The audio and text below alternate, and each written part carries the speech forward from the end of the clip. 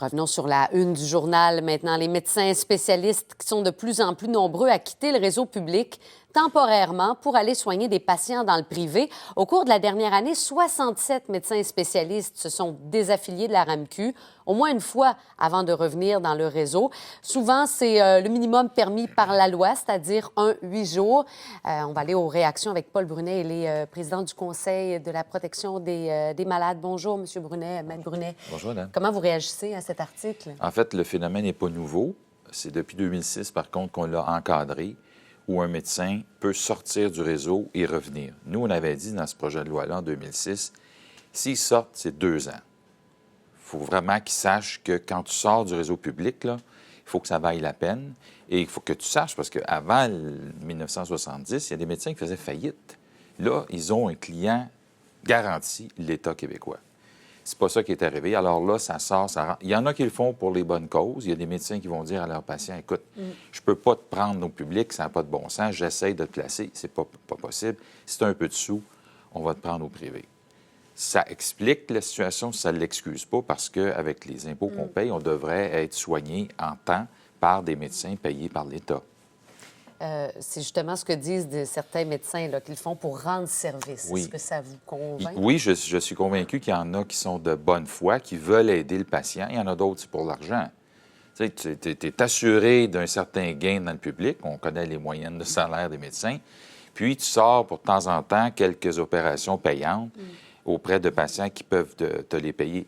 C'est pas grave en soi. Le problème, c'est que pendant que tu es au privé, bien, tu n'es pas disponible pour le public. Ça allonge les listes d'attente. Pour autant, à la décharge des médecins, qu'ils aient des plateaux, qu'ils aient des ressources pour opérer. Il y a des médecins qui disent, moi, j'attends.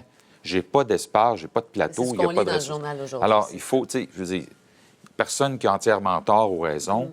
Et c'est triste qu'on ait à sortir du public pour se faire soigner. Surtout quand on n'a pas les moyens. La grande majorité des gens n'ont pas les moyens de payer 5, 10, 15 000 $ pour être opérés, alors qu'ils devraient l'être dans des temps raisonnables dans le public. Alors, ça passe par quoi, la solution, selon vous? Bien, une réorganisation. Mme McCann, je le répète, parle de réparer le réseau. Hein. On a encore de sérieux problèmes. On parle plus entre nous, entre les grandes fédérations puis la ministre. Mais il faudra que cela se concrétise sur le terrain parce que présentement, on a encore de sérieuses listes d'attente pour certaines opérations. Mais vous le dites, c'est pas un phénomène qui est nouveau. Avez-vous espoir qu'on règle ça une fois pour toutes?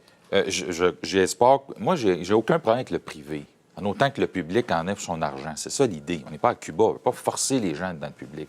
Sauf qu'on dit aux médecins et au réseau en général, entendez-vous pour qu'on soit plus efficace, pour qu'on rende ce qui doit être rendu aux patients dans les délais, selon les normes internationales. Il y a du monde qui traîne ça. On a perdu des gens pris du cœur récemment. On en parlait. De la bouche même du président de l'Association des cardiologues.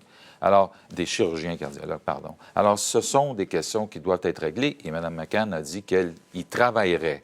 Contrairement à d'autres, elle n'a pas dit qu'elle les réglerait, elle va y travailler. Il y en a qui ont déjà dit qu'ils régleraient tout. On sait ce qui s'est passé.